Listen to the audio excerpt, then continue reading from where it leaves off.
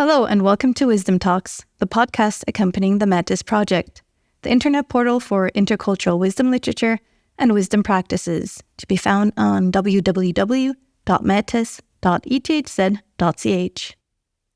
The philosophy of Mesoamerica, the indigenous groups of precolonial North Central America, is rich and varied, but relatively little known, are the opening words of Alexus McLeod's book, An Introduction to Mesoamerican Philosophy. Indeed, while we, here in Western Europe, may have a fairly good conception of ancient Greek and Roman philosophy, the Mesoamerican pendant is neither in our school curriculum nor has it entered our daily lives in the form of habits, such as Buddhist meditation practices, for example, have. This is why it is all the more important that we expand our horizons and learn about another ancient wisdom tradition. To shift our Eurocentric focus and move away from the conception of European uniqueness is the goal of today's Wisdom Talk. To guide us through the history of and intricacies of Mesoamerican philosophy, I am delighted to welcome Alexus McLeod, Professor of Religious Studies at Indiana University. Alexus McLeod has written a number of books on Mesoamerican and Chinese philosophy, where he takes a global approach to philosophical issues and methodologies, as well as investigates multiple global traditions.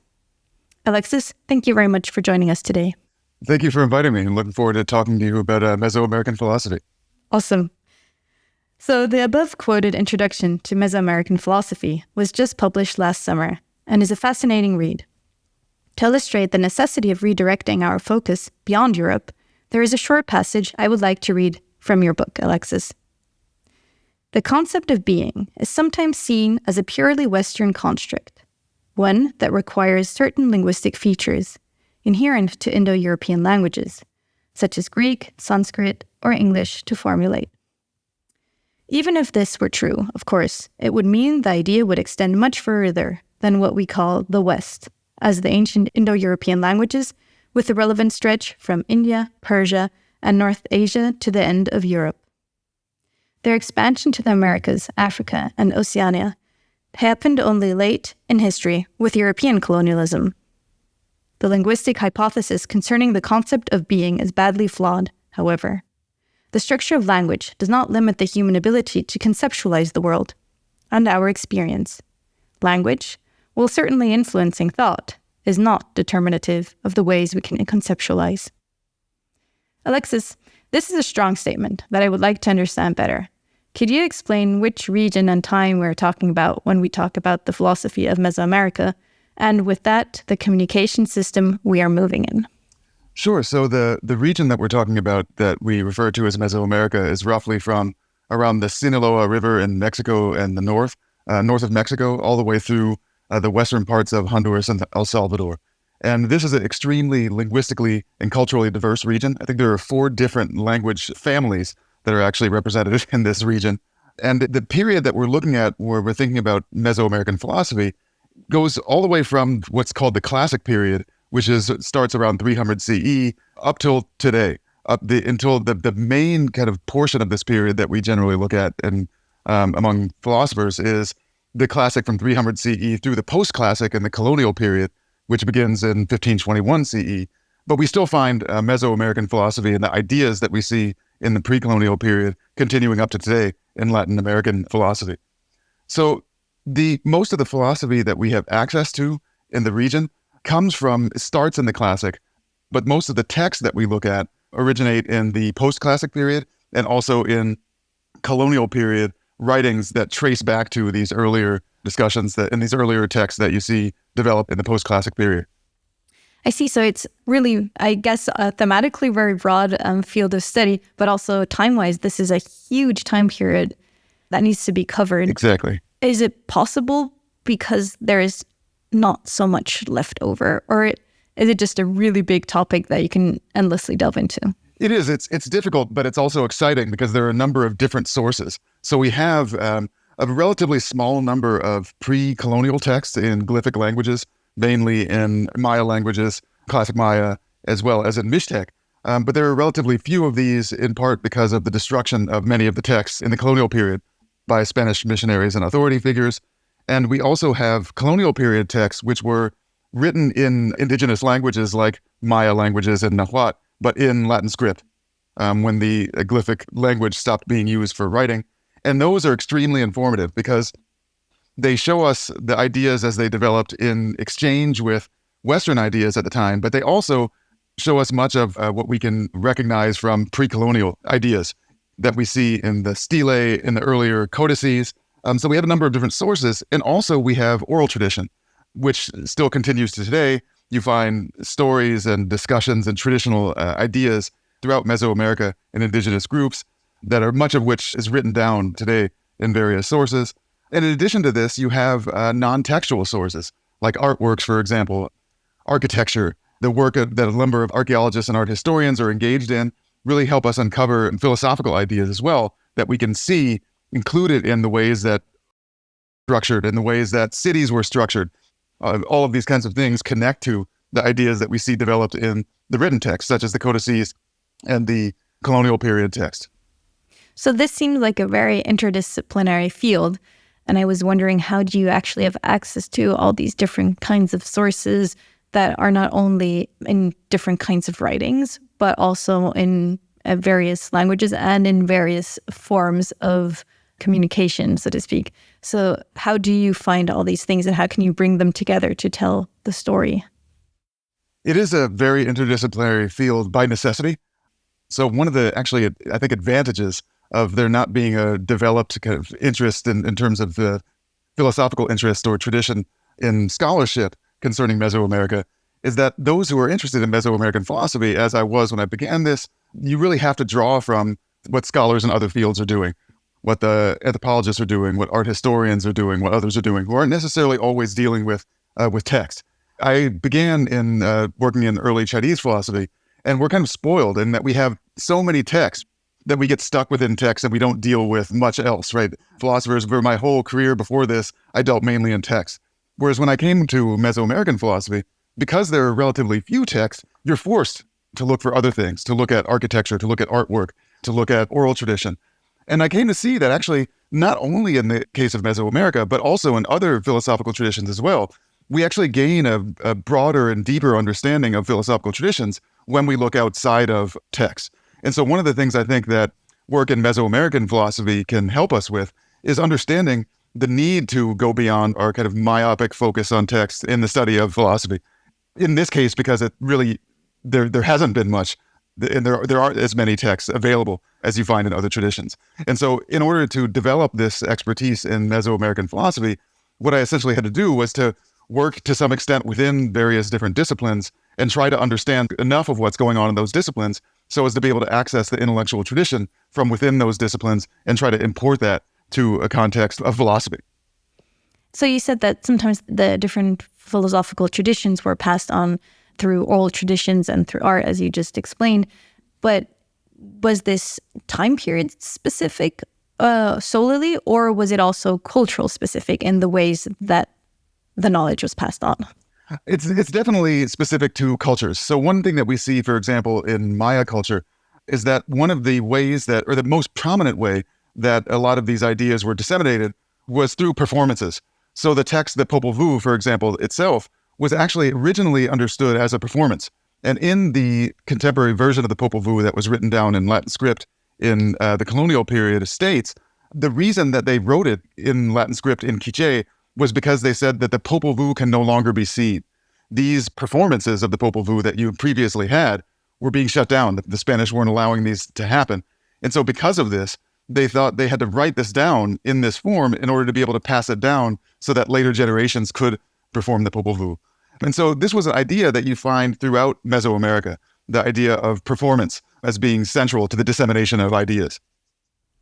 And so you said that the writing tradition came along with colonialism. Is it because there was a fear that colonial rule would erase all the traditions, or was it more of a way also to communicate with colonialists that came? I don't know if this is a naive question, but I would like to know how the writing tradition then started and if there was a return ever to the more physical expression of the traditions. So this is a really good question. And so both of those things that you mentioned were true. The writing that was done in Latin script in the colonial period was in part in order to save these performances and these ideas from earlier times that could no longer be seen because of the elimination of earlier glyphic texts and also the bans on particular kinds of performances. But as you mentioned, also to dialogue with colonial Spanish. So many of these were actually commissioned by Spanish authority figures who wanted to kind of give accounts for broader understanding of native ideas. Of course, there was a written tradition pre-colonially as well, the glyphic written tradition, but the written texts, they worked alongside of things like performances. One way that we can understand things like the importance of performance in the Popol Vuh is if we think about something like contemporary plays, something like this, in which usually in a play or a film or something like that, you'll have a script. And the script is written, but the script is intended to be performed with the idea that the play primarily is understood as the performance. You had this kind of thing going on in the pre-colonial period as well. So you had writings that talked about the figures and the stories that you see in the Popol Vuh and the ideas of the Popol Vuh. But this was understood as enacted in a particular way through performance, such that the real Popol Vuh, right, are the one that's seen as being most relevant is the performance itself. And so there was this earlier written tradition, and we find it on texts that are written on architecture and stelae. So if you go into the Maya region, for example, into any of the ruins that are still there of the cities, you'll find many glyphic texts about kings and certain time periods and histories that are written on the stelae and the architecture. But in the colonial period, the kind of shift in the writing tradition was to move toward the writing down of even things that had been primarily understood as performances in earlier periods, in part because of this idea that they need to be saved, right? Because there was this systematic destruction of native culture that happened during the colonial period. Now you mentioned the Popol Vuh several times. Before I go deeper into what it meant when the colonialists came, could you briefly explain what the Popol Vuh was? Of course. So the Popol Vuh is actually a text in Quiche Maya. So the Quiche language is a Maya language that's spoken in present-day Guatemala in the southern Maya highlands. And this text was put together in the colonial period in Latin script. So it's in Quiche Maya, but in Latin script rather than the glyphic script. And it gives an account of the creation of the world and the Quiche people specifically. So the purpose of the text seems to have been as a way of understanding or making sense of the place in the world of the Quiche people. And at the time, during the colonial period, this was something that was being challenged, right? The idea of the Quiche people as a specific people was being attacked by this colonialism that was going on. And because of things like the undermining of performances, for example, and various aspects of Quiche Maya culture, this was understood by the Quiche as leading to something like the collapse or decline of Quiche life. And so the Popol Vuh is a kind of expression of Quiche personhood that the attempt is to pass this on to new generations. But in doing that, it actually gives a robust account of the entire world, of the creation of the world, the creation of all peoples, and a number of kind of philosophical ideas that are connected to this, and very much in line with what we see in a number of other creation texts that are connected to particular peoples. So if we look at the book of Genesis, for example, in the Jewish Bible, the idea is the same thing, right? The idea is that we get an account of the construction of the world that's also meant to be an account of the construction of a particular people, right? This is very much what's going on in the Popol Vuh as well. So it was specifically the origin story of the specific area where the Mayas lived, and it was not meant also to include other, maybe, I don't know, did they know that there were different kinds of people close by? Did they include them as well, or were they not aware and thought that that was their own world? No, they were very much aware. So in fact, other groups actually appear in the Popol Vuh. So it begins with an account of the creation of all humanity. And then it goes into later in the text. So there's creation of humanity, a discussion of the hero twins and these various cultural stories that express the origins of various different things in the world and ideas. And then in the second part of the text, it talks about the creation of the various different groups of people. So the main aim is to give an account of the Quiche in specific, but in doing that, it goes all the way back to the kind of early beginnings of humanity and traces and talks a bit about all these various people who arise and emerge, and then talks specifically later about the Quiche. So a number of different groups pop up in the Popol Vuh, and humanity in general, right, is discussed early on. Is this performance, in that case, received in a larger area? And how was it dispersed if it was? So often these performances, both in the Quiche area as well as elsewhere in the Maya world and throughout Mesoamerica, were done in kind of public display. So if you go into the Maya cities today, for example, the remnants of the Maya cities, you'll often see these large platforms and pyramids and things like this. one of the advantages of having these large platforms at the top of a pyramid is that it becomes a kind of stage, right? Similar to what we have when we enter into the theater, something like this. And so everyone in the plane below can see what's going on up at the top of the pyramid and the stage. And these performances often, in the case of performances like the Popol Vuh, as well as in the auto-sacrificial ceremonies and others that we're engaged in, would allow a number of people to congregate in a certain area, and these performances to be put on mainly by elites and rulers as a way of giving a kind of message to the people. And so the Popol Vuh and the stories from the Popol Vuh and other ceremonies would generally be performed in these city centers in a way that the people of almost the entire city could access a performance at once. So it was meant for the larger public and not just for an elite that would understand what the meaning was of the story. Exactly. And so while everyone would have access to seeing this, there would also be kind of layers, right? So there would be things in performances in the Popol Vuh, in some of the ceremonies, that probably only elites would understand or have access to. And then there would be other ways in which broader strata of society would understand what's going on. And these performances were constructed so as to be accessible by all the various different parts of society. But there were often different understandings of these performances and texts, right, in different elements of society. This is super interesting that this was actually a philosophy that was meant for a very large group of people, that it was not an elite thing that was meant to be cherished only by the people who would be learned and know that. But now I'm also wondering, did these performances stop immediately when Europeans came? Or were there attempts to, I don't know if this is even possible to reconstruct, but were there attempts to show these performances when outsiders came to try and teach them, oh, look, this is how we're doing, and then they were shut down? Do we know anything about this relationship? We do. It was a gradual process, and much of the information we have about this is through the records that Spanish missionaries and authorities kept. And so there was a commitment to these kinds of performances. This was a central aspect of Mesoamerican society. And in some of the material that I've been working on recently in the colonial Yucatan, there are a number of accounts of how these various Spanish authorities would attempt to end these kind of practices, like the performances and the auto-sacrificial performances, as well as to end the propagation of various texts in Mesoamerican society. And they had these concerted campaigns to try to first gather texts and destroy texts, as well as to ensure that there were particular authorities within villages that would root out the various performances of things like the Popol Vuh and other such ceremonies, right? In the Yucatan, it wasn't the Popol Vuh, but things that were related to the Popol Vuh. And this was continuous. This happened in particular in the Maya region for many years. There's the kind of narrative that's given that these things disappeared right away. But part of what's going on there is the Spanish attempt to kind of make inevitable the idea that indigenous cultures have collapsed and have disappeared and have gone away.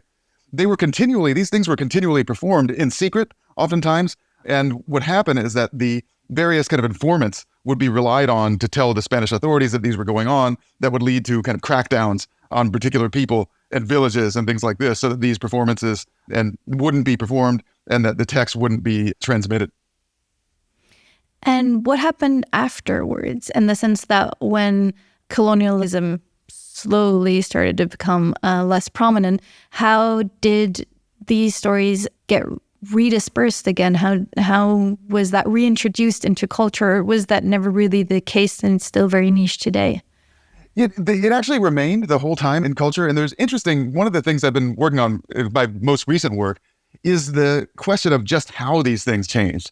So we start to see, even beginning in colonial texts, a lot of new ideas start to shape Mesoamerican cultures, but the old ones remain in new forms. So for example, when Christianity becomes to be taken seriously and integrated into Mesoamerican thought, it's not just a kind of wholesale replacement of Mesoamerican thought with Christianity, but the kind of Christianity that is integrated is one that's heavily Mesoamericanized, right? It's changed in certain ways. And you find the similar kind of Mesoamerican ideas that you see in texts like the Popol Vuh or the Chilambalam or the Florentine Codex that manifest themselves in Mesoamerican Christianity. And so this continues in that form, as well as the continuation of the oral tradition. So you can go today still, for example, I was last summer and going to be again this summer in the northern Yucatan in Mexico. And elders will tell you, right, in Maya, various stories, right, that have been passed down in the oral tradition, many of which are connected to these same things that we see written down in texts like the Chilambalam text and the Popol Vuh and others. So even despite the various attempts that we see in the colonial period to eliminate these aspects of Mesoamerican culture, they've continued on to this day in numerous forms. And how important would you say are these? Would you say they're traditions, or because we kept calling it philosophy, and then the question is even from which point onwards is something a philosophy? Would you say it's more a tradition, or is it of passing on these stories that are important to make sense of the world, or does it already go into the direction of religion? How would you say these stories are to be understood? So I would think of them as philosophy and religion and culture, right? And the culture more broadly. I think the boundaries of philosophy are porous. But sometimes when we want too strongly kind of gatekeep about what is philosophy, we end up leaving things out, right, that we may want to include as philosophy. And one way that we've traditionally in the West done this is to say, okay, let's think about these particular thinkers and call this philosophy. And so by definition, then anything that falls outside of that is not philosophy, right? Whereas if we pivot to a different way of thinking about philosophy in terms of what kinds of questions one's interested in, or what kinds of things in the world, right, are we trying to deal with, right, and when we do philosophy, then we find that philosophy actually isn't completely distinct from things like religion, things like literature. And we certainly see, even in the Western traditions, for example, we see that like in medieval Christian philosophy, for example, philosophy and religion were kind of together. They were combined, right? They were doing theology and philosophy at the same time. And I think we see the same kind of thing going on in Mesoamerican thought. That there certainly is much there that we can call religion, but at the same time, we can think of that as philosophical in terms of people trying to work through the nature of the world, the nature of the self, right? How to navigate these things in terms of the ways that these become relevant in our practice, as well as using the mind, right, and using reason and using kind of our understanding to make sense of what we find ourselves with in the world. All of this, of course, we can see going on in both philosophy and religion, and we see it throughout Mesoamerica in these different forms. You put it nicely just now, saying that it's just general understanding the world we're living in. And this is something that interests us particularly in the wisdom talks as well. And now you've talked a bit about the Popol Vuh, but you also mentioned several other texts. Could you maybe give us tiny little introductions of different kinds of still well-known, thought traditions maybe that are passed on?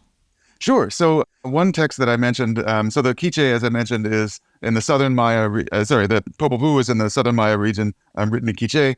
Another group of texts that I've actually been working on recently is the texts that are of the Chilambalam, or the so-called jaguar priest in northern Yucatan. These texts were written in Yucatec Maya in the colonial period. There are a number of different texts. So they were collected and associated with particular villages in the Yucatan. So I think there are 12 known of these now. But there are particular villages that would have their kind of compiled knowledge. And the one that I've been working on most recently is that associated with the village of Chumayel in the northern Yucatan. And these were a combination of philosophical ideas, ceremonies, the kind of knowledge that associated with the town. And one of the interesting things that we see in these texts is the integration of Christian ideas. But it's a very interesting kind of integration because when you get these creation stories, for example, you'll see Christian figures used and even discussions of the Christian God used, but they're put into a Mesoamerican context. So one of the things that you see in Mesoamerican thought prominently is this idea that there is no creation ex nihilo, there's no creation from nothing, but rather there are kind of continual cycles that are happening. And so when we think about creation, we have to think about this in terms of what I call continuous creation. And when we get creation stories, they're always happening in the midst of something already going on, right?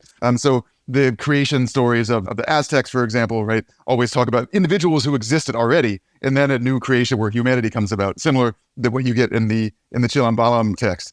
And part of what this represents is the idea of the cycling, right, of continual cycling of things. And in the Chilambalam text, they give an interesting account of the construction of the Christian God itself, which would be heretical, right, in the context of Christianity. But the idea is what they're doing is they're taking these Christian ideas and making it part of, and Mayanizing it in this sense, to say that even Dios, right, Dios in the Christian sense of God, is something that's created, right, and something that will cycle, and something that's not eternal, right? It changes. It's going to become something new. So this is something we see throughout Mesoamerican texts, including in another very prominent text of the Aztec tradition, which is the Florentine Codex. And the Florentine Codex is an interesting text because it was actually commissioned by a Bernardinos de Sahagún, who is a later a Spanish missionary. And he attempted to kind of combine or to give an account of Aztec knowledge, essentially. And so he created this text, which is in Nahuatl, in Latin script, but it compiles pretty much what was known at the time in terms of Nahuatl knowledge. And so there are accounts of the gods, right? There are accounts of agriculture, this wide variety of different subjects. And there you see a similar idea about creation, the idea that creation is continuous and cyclical rather than having a specific beginning point.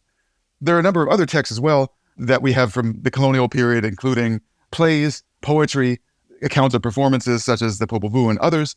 But the largest mass of texts that we have come from the various Maya traditions and the Aztec tradition in Mesoamerica. This is actually really interesting that there was this, I would call it generosity of including the culture of, oppressors. It's actually the ideal, I would say, of what one would think that philosophy should include, that you see what's going on around you and trying to make sense of all this. And that way I find it very fascinating that the new traditions were included in the old traditions to create this comprehensive image or story, if I understand correctly. But what I'm now wondering is, were these stories written or performed or created collectively? Do we know anything about the people who came up with the stories? Was it a homogenous group, or how did they develop these stories? This is a really good question. And there's probably a kind of combination of ways that these were constructed. There certainly were individuals who had influence, right, who we can see sometimes from the tradition pointed out, right, in the colonial period as being important. In the case of the Yucatan, right, the so-called Chilam Balam actually refers to an individual, the jaguar priest, who's associated with a number of prophecies, and who is actually said to have given an account of, prior to the arrival of the Spanish, had given this prophecy that claimed that the Spanish were going to come, essentially. But this figure, similar to what we see in the ancient Greek and Chinese traditions, when we think about particular figures, often are something like semi-mythical figures, like Homer in the Greek tradition, right, or Lao Tzu in early China. But then we also have very much the sense in which there are communities that are connected to these texts. So again, in the Chilam Balam books, where they're connected to a particular town, one of the things that happened was the compilation of not just the knowledge of a single person, but the community's knowledge. So medical knowledge, for example, that would come from the experiments and work of numerous different people that was compiled in these texts. And this was a common way, and still is a common way, of constructing ideas in Mesoamerica. So it was, in that sense, very much communal.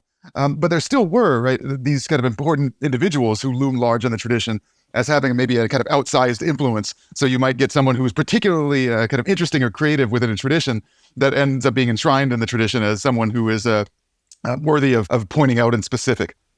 So there were, in that sense, also these key figures, as we know of Greek and Roman philosophy, or also Chinese philosophy, as you just mentioned, Lao Tzu. So were there mainly these male priests, or were there also some key female figures that developed stories that people like to listen to? This is a really good question. And so the intellectual figures that we know were mainly male figures. It's likely that females were also contributing to the almost, necessarily the case that females were contributing to the intellectual culture. And we know also, in terms of elites, that there were women who rose to positions of rulership, rose to positions of prominence within elite culture. A famous case is Lady Shok. I think it's a Palenque, I think is what she's associated with, who is actually depicted on stele there as actually being involved in one of these auto-sacrificial bloodletting ceremonies, in which one of her ancestors, who's also understood as a god, is arising from the blood that's drawn from Lady Shok and manifesting itself to her in this kind of shamanic way that gives her a kind of authority in the society. In this case, it has to do with political authority and power, but this also was the case in terms of intellectual authority. And so one of the interesting things that we see in Mesoamerica in general, not just in the intellectual tradition, is the prominence of women and female figures in the history. Again, this is very fascinating and because we've talked a lot about European philosophy and the wisdom talks and slowly moved our way across Asia, but now to have the South American standpoint, which seems to be very inclusive, is very fascinating. And so I would also like, again, to dig a bit deeper to understand these texts in the sense that, is there an overarching story that combined these origin stories? Like, are there always like one key figure in the story, or are there several mighty powers that play together to create the world? Could you maybe explain a bit what these stories look like? Yeah. Sure, of course. So one common theme, so they tend to differ by region and by, of course, culture and tradition, but there are some shared similarities between these stories. And one similarity that you see, that creation is often connected to duality. So you'll often get these kind of dual figures, right? Dual creation figures that are sometimes understood in terms of a mother and father kind of type figure, or like numerous gods, something like this, with the idea that the mutual exchange between these gods or human figures or whatever it is needs to happen in order to bring about the world. One thing that we also see, so there's this idea that there's a duality, right? So that's the foundation of creation, right? Some different than what we get in some traditions where we see a single god figure that creates. One of the things that we see in Mesoamerican traditions is that the role of humanity in this process.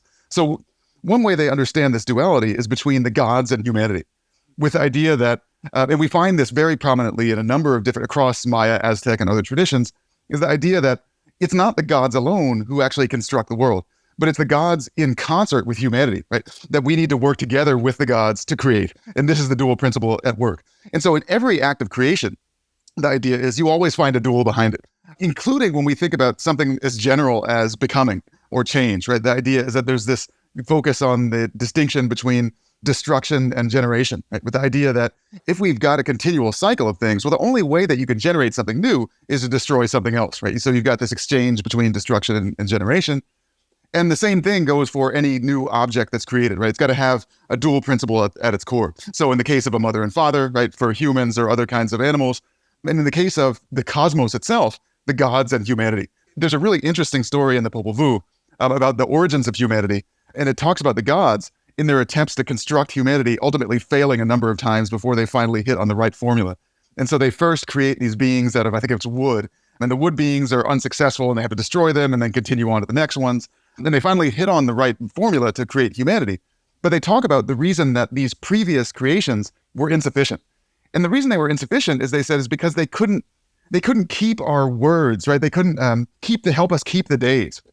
The idea there being something like, it's part of what's needed in the construction of humanity, that humanity actually assists the gods in creating the days and keeping the days and in completing the cosmos in this particular way. And so the wood beings couldn't do this, and so they had to be discarded. But when humans were created, we had now the ability to conceptualize the world and to interact with the world in ways that creates new things and thus helps the gods complete. And so we ourselves become part of this dual process of creation. So the humans actually are quite close to the gods in a sense, because oftentimes we have this, there's the humans that are just little beings and quite insignificant in the world, and then we have these larger beings that we cannot influence, but they influence us.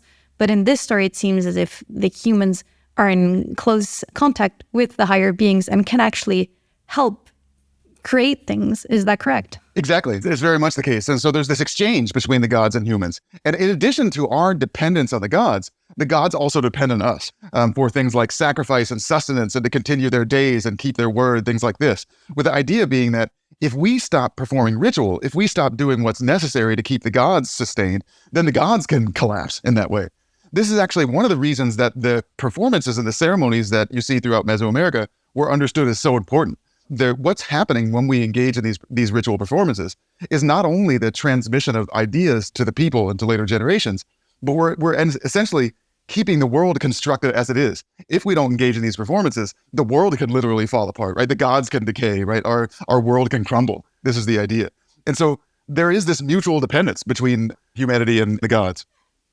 So this effectively gives us humans a more important role. So it's not as easy in the Mesoamerican philosophy to say, oh, well, we're just insignificant people. It doesn't really matter what I do anyways. But actually, I as an individual have to do my best to make sure that the system continues to work well. Exactly. It has a massive kind of significance for ethics, right? Because if our activity, right, our both collectively as well as individually, makes a difference in terms of like how the world is composed, then when I'm considering how I should act, right, whether it's in the communal sense or in the individual sense, there's a lot of weight on this, right? If I act in the wrong ways, I could really disorder the world in ways that are going to affect my community, right, that are going to affect the world outside of me. So it puts a lot of responsibility on the shoulders of the individual and the community, which also ensures certain kinds of activity, right? We're going to be less inclined to do things that are vicious, to do things that are corrosive, right? That undermine the integrity of the world, because it's on more than just me, right? My entire world depends on it. How does this then link to the environment, in the sense that we were talking about the Popol Vuh a lot now, how did the Mayans then have to behave to also ensure that the environment was doing well? How does the animal kingdom come in here? Was that mentioned in the texts, or was that a different realm in a sense? It was, and especially this is the case if you look at the northern Yucatan thought. And part of the reason for this is that they were in a very kind of difficult climate, and they were in a difficult situation in terms of things like rain. So in the Maya region, the northern Yucatan gets less rain. It's more difficult to grow things, right, than in other regions. And so you see a heavy focus on Chak, the rain god, for example, and the idea of needing to perform activities that ensure that Chak continues to fertilize the land. And so there's very much a concern that if we don't do the right kinds of things, which is understood in terms of ceremony and ritual, but also is understood in terms of just the way that we deal with the land, the way that we grow the milpa, right, the way that we do all these kinds of things, right? If we don't do those things correctly, we could disorder the world such that it doesn't yield crops anymore, right? Such that we can no longer survive. And this was an issue, right? The cities, places had to be abandoned, right? Because the agriculture was no good anymore. And so this kind of concern, right, was one that was always present to people in this region. And you can find this in discussions of the Chilambalam and other texts. And it wasn't, of course, limited to the Yucatan, but in the northern Yucatan, it was particularly pressing because of the challenges concerning climate that you find there. And how can we use these thoughts today? Are they being used today? Is there an adaptation that we can find to help us guide through the many challenges we have also concerning the environment today? I think this is an area that's ripe for kind of mining in that sense to get ideas that we can use both within the context of Mesoamerica and globally. As you mentioned, right, thinking about climate, right, and thinking about our responsibility in terms of our environment and the kinds of actions that we make in order to support that environment, which we need to sustain us, right? It's certainly something we see in Mesoamerican thought and broadly through indigenous thought of the Americas more generally. And part of this, right, and part of what can contribute to that project is the sense in which there's a heavy focus in Mesoamerican thought more generally on thinking about the way in which each of us or each aspect of our world is interconnected to other aspects of the world, right? So there's often a kind of focus on in discussions of indigenous American thought, this notion of interconnectivity, but that's real, right? We find that really heavily in Mesoamerican thought, a kind of what I usually refer to as correlative cosmology, borrowing from early Chinese philosophy. This idea that a given thing, right, a person or a tree or whatever it is, isn't just that, but actually can be defined in terms of the various different correlative connections that it has with things in the world. So me as an individual, and not just this kind of autonomous thing, but also I represent my ancestors, my community, all these other kinds of things that go to make me up. And interestingly, one thing we see in Mesoamerican traditions is that I might represent them so as to actually gain identity within. So if I perform the right way, I can channel in some sense a particular ancestor or a god. And not only ancestors and gods, but also other elements of the world. So commonly in Mesoamerican traditions, you find this notion of the Y in Maya or the Nahual in Nahuatl, which is the idea of a co-essence or companion, which is associated with a particular animal. And so the idea is that part of what you see there is the idea that we might also be represented by aspects of the natural world, outside the extra-human world. And so there's this heavy focus on understanding the connection between the human world and nature and the non-human world, such that if we connect this to, for example, thinking about climate, if I was to go out and harm the natural world, the external world, this would be tantamount to harming myself, right? because there's this interconnection. I can't think of myself or my community as a specifically distinct kind of entity. And so this is why I think one of the things you find is that in contemporary thought, where we're interested in thinking about the environment, indigenous American thought is a kind of natural place to look, right, for ideas. And this continues into Mesoamerican thought, in which this idea is very prominent. And is it an area that people are starting to get more interested in? Do we see a currently growing interest in Mesoamerican philosophy? We do. So slowly, this is one of the things I think is exciting about right now. And this is an exciting time to be involved in Mesoamerican philosophy as well, because even if you think about, 10 years ago or so, when I started looking at this material, it was like there was nothing. I had to, I didn't even know, actually, when I was writing the first book I engaged with this on, which was my book on astronomy, I didn't know there was a philosophical tradition or how it was presented, and discovered this through the work of archaeologists. But now there are more people who are starting to get interested in this with the help of numerous kind of texts that are coming about that are describing this tradition and showing the ways in which there actually does exist philosophical tradition. And so I have high hopes that in the coming years, we'll see much more work that's long been needed in this area. Because it's not something that's studied broadly in schools, is it? I mean... Exactly.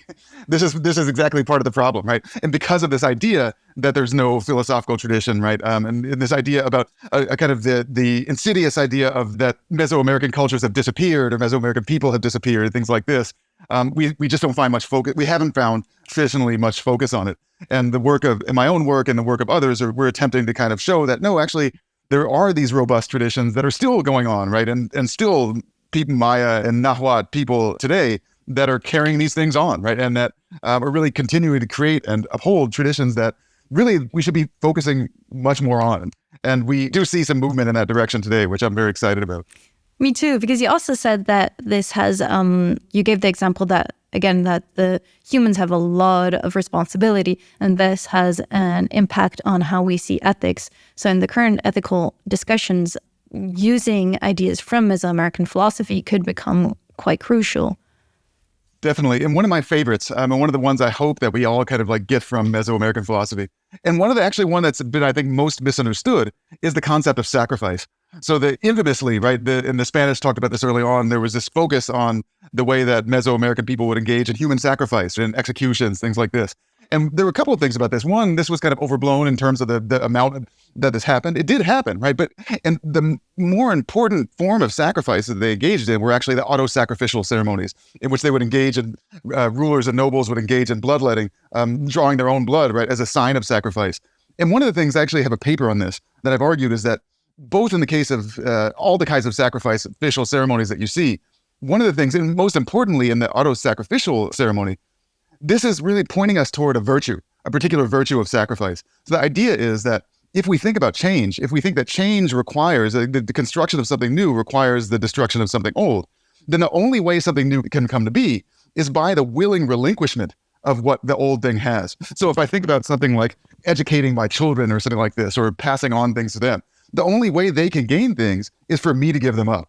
The only way my society can develop, right? The only way my world can develop would be for me to work and forego things that might be in my interest to do something in their benefit. And sacrifice was seen as this very key, one of the kind of central virtues in Mesoamerican traditions broadly, with the idea being that when we look beyond our kind of narrow concern with our own specific interests, then it becomes possible to do things like have a concern for the environment, have a concern for our society and civilization and its development, have a concern for the ways that different philosophical views developed in various different parts of the world. And one of the things that the Mesoamerican tradition is great at doing is pointing out that we really only see the importance of these things when we're able to make sacrifices, right? When we're able to look beyond our own interests. And so these various ceremonies they were engaged in, really the main purpose of these was to teach the virtue of sacrifice, right? If I've got to cut myself in a ceremony to draw blood, that's painful. That's something I don't enjoy, right? But it also teaches me this is something I can bear, right? For the benefit of others. And it shows for the people, for the elites and the rulers going through this performance, it shows they're willing to undertake these sacrifices. They're willing to endure pain on behalf of in order to advance the interests of their people. This is, I think, a virtue that many of us in the contemporary world, we need to be reminded of. And it's certainly something that Mesoamerican tradition can help us with. Absolutely. We've become very lazy and comfortable, I believe, in the sense that why should we give up the comfort that we have now if we're not going to be here in the future anyways? And as you described it now, I think it could help us shift that thought that we have a motivation to actually take one step further that may be a bit more uncomfortable, but that is duly needed for the next generation to come.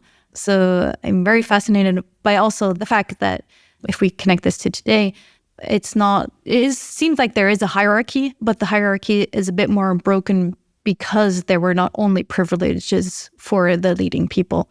So I do wonder what it will look like if we would all follow the Mesoamerican thoughts a bit more. It's an interesting thought experiment. Definitely. So maybe as we're slowly running out of time, a question that I would like to ask is, are there any texts now that we can read to learn more about Mesoamerican philosophy? A kind of course, you wrote an introduction to Mesoamerican philosophy. Are there also like primary sources that we can have access to that are maybe annotated? Or how would you say we could start engaging more with these thoughts? Absolutely. So I would highly recommend the primary sources that have been translated to English from the text that I mentioned, such as the Aztec Florentine Codex, for example. I think it's Dibble Anderson had a translation that's in multi-volumes of the Florentine Codex, which is great. The Chilambalam of Chumayel, which is the Yucatec Maya text that I mentioned. There are a couple of good translations of that. The Ralph Roy's is the earliest one, I think in the 1920s or 30s this was written. And then Monroe Edmondson has one a bit later. Those are the two main English versions. Of course, there are a number of Spanish